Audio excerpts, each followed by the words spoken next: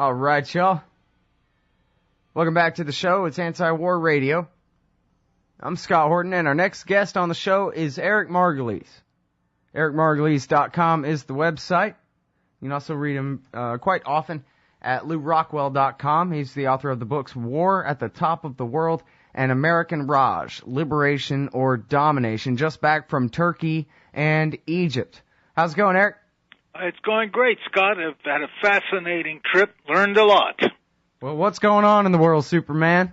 Well, the two big issues, of course, that I was covering were Syria and Egypt. The situation in Syria remains incredibly murky and complex and opaque, as when we last discussed it. There's great worry in the area that Syria is going to collapse, but there's also surprise that the Assad regime has held up this far, even though businesses, the economy is hurting terribly and there's increased fighting. He's still holding on by his fingernails. Egypt we'll talk about because I was right there during the elections. Right. Okay. Yeah, definitely Syria for at least the first segment here. Who's behind what? Now, from here, it's really hard to tell how much actual popular uprising is happening in Syria. I mean, in Libya, there were a lot of protests until Gaddafi started shooting at people. They went inside, and then the fighters, the revolutionaries, were numbered at, 1,000 guys, led by the special forces of Europe and protected by NATO planes the whole time. Is that the same kind of thing going on in Syria, or is it really like half the population is determined to get rid of their dictator, or what? Well, it's more complex than that. Yes, there are outside forces. There are armed groups. Some of them are Salafist, Islamic hardliners. Some of them are just mercenaries. Some of them are Lebanese fascists from the Phalange Party coming in from Lebanon, being financed and armed by the U.S. and Israel and Saudi Arabia in attempt to promote civil war and overthrow the government. That's one side of the thing. Then there are a lot of fundamentalist Muslims, Sunni Muslims, who have harbored this great grudge against the minority Alawi government in Damascus for 30 years. And the center of that area is Homs, where the Syrian army is currently fighting. So there's opposition there. There are just a lot of people who are fed up with Ba'ath Party dictatorship for a long time. But, having said that, there are also a lot of people, and I would guess at least half, maybe more in Syria, who support the government. Syrian Christians, Syrian Kurds, minority groups, Armenians, and the business community, and people in the big cities who want stability and calm rather than a revolution that nobody knows where it might lead to. Mm-hmm. Well, it's kind of a difficult thing because in any of these color-coded revolutions, for example, there's always a disputed election. Sometimes it's trumped up, perhaps, but most of the times it seems like it's not, right? But then in comes the foreign intelligence agencies to drum up all the, hey, we want our election unstolen kind of a thing going on and force a bloodless coup, basically. And it's a matter of shades of gray and degrees, right? To what extent is the revolution in Syria an American, NATO, Israeli, Turkish project, a Saudi Arabian project? To what extent is it a determined part of actual Syrian society taking this up? Scott, that's the problem. It's very hard to tell. I was not in Syria, but I was next door in Turkey, and I couldn't tell from there. And I know people who've been in Syria, and they can't tell either who's what in this very confusing situation. There's concern among Syria's neighbors about what's going to happen if Syria collapses, too. Nobody loves the Assad government, but people are worried about because once the status quo is changed, what's going to happen in Syria will implode, and that will affect all of its neighbors. Will get sucked into this vacuum in Syria. The U.S. is playing with fire there. There's no doubt about it. But since the days of the Bush administration, the U.S. Congress has been funding subversion in Syria to overthrow the government. And now that movement has accelerated because before there was caution, but wait a minute, who's going to take over? It's the Muslim Brotherhood's going to take over if we overthrow the government. Now we don't care. It's just a way to get the Iranians. Let's bomb those Iranians. Mm-hmm. Well, speaking of which, last week Philip Giraldi broke the story for the American Conservative and Antiwar.com that Obama has signed 2 new findings since the bogus Iranian plot against the Saudi ambassador, authorizing stepped-up covert action against Iran and Syria as well. And now in your piece, Syrian Time Bomb, you say the CIA is in Turkey. As a matter of fact, can you explain exactly how it is that you know that they're running something or other on the other side of the border there? What are they running? Oh, well, my intelligence sources in the U.S. and also abroad in Europe have been telling me that, Turkish sources as well. There's a large CIA station in Turkey. The question is how far they're going to go with this program and how much they're cooperating with the Turks. That I'm uncertain about, and I don't understand why the Turks are doing what they did. Is they were very friendly with Syria, and now they've turned strongly against Syria, and there are all kinds of rumors that Turkey might even send troops into Syria. So the plot thickens even more. Mm-hmm. Well, now, I guess, I forget now if I asked you about this, but Pepe Escobar told me that as long as Aleppo and Damascus are still majority in Assad's camp, that government isn't going anywhere. Is it the case that Aleppo and Damascus are... I would say that is one factor for sure. And in fact, most of the uprisings have been in the smaller cities and towns along the Lebanese border, except for the uprising in Homs, which is traditional anti-Assad territory. But there's another factor, and that is the security forces, the army and the 17 intelligence agencies and the secret police, the Mukhabarat. As long as they stay with the government will stay in power. And so far, they have stayed with the government because they're concerned about the alternative, and there is no. The Western powers are trying to cobble together an opposition abroad, like they did with these fake Libyan Transitional Council and things like that. Mm-hmm. But so far, none of them seem to have any weight or gravity, and so nothing to draw the security forces away from the current government. Mm-hmm.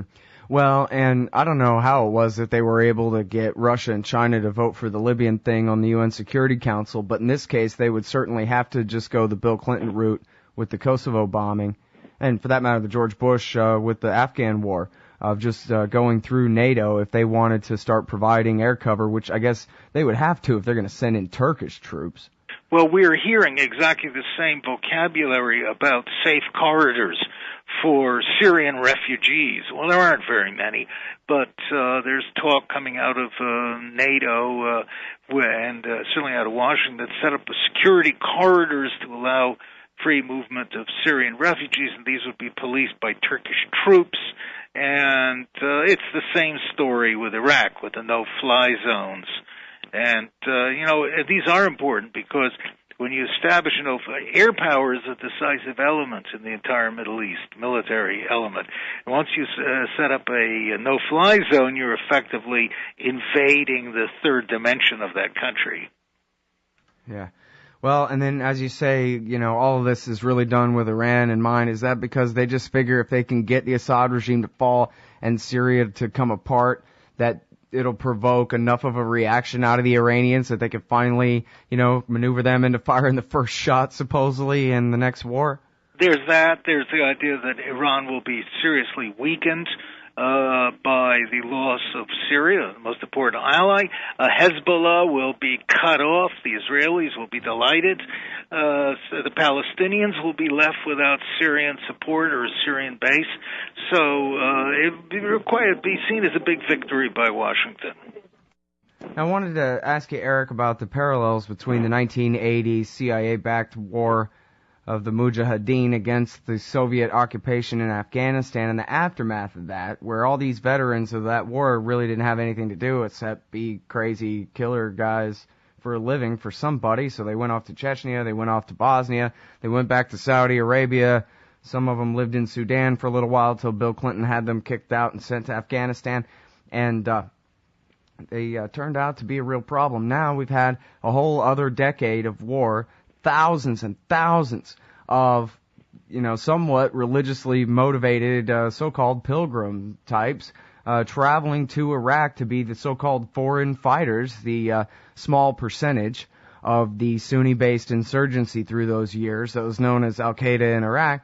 And now, where have all these guys gone? Some of them just fought a war for us in Libya, and Pepe Escobar had word that they're now sending, I think, 600 of them, I guess to get them out of the Transitional Council's way, sending them off to Syria. And apparently, at least that thing we were talking about a few weeks back in The Guardian was saying that Prince Bandar and the royal family in Saudi Arabia have the same problem. They got to get rid of the more radical and AK-47 inclined young men that they can, and this is their next target. They're going to go overthrow Assad and get rid of the last Ba'athist regime in the Middle East.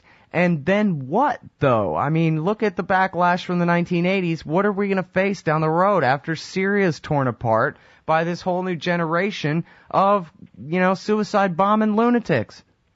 Well, Scott, having been in Afghanistan during the 80s and in the field with the Mujahideen, known many of them and followed their careers as I've written in my books, I can tell you, first of all, most of them are now men in later age, and they're not running around anywhere. They're sitting at home with aches and pains. This was, almost 30, 40 years ago, 35 years ago. You have a younger group of jihadists who's come up for sure. And as you point out, they're floating around the Middle East. But there was also a group, the veterans of Afghanistan were known in Arabic and in that region as men of honor, and they were considered heroes, and they had fought the communists, and they spread out in the Middle East and said, we are going to liberate our countries, whether it was Algeria or Egypt or Libya, we're going to liberate them, or Saudi Arabia, from Western imperial control, just the way that we liberated Afghanistan from Soviet imperialism.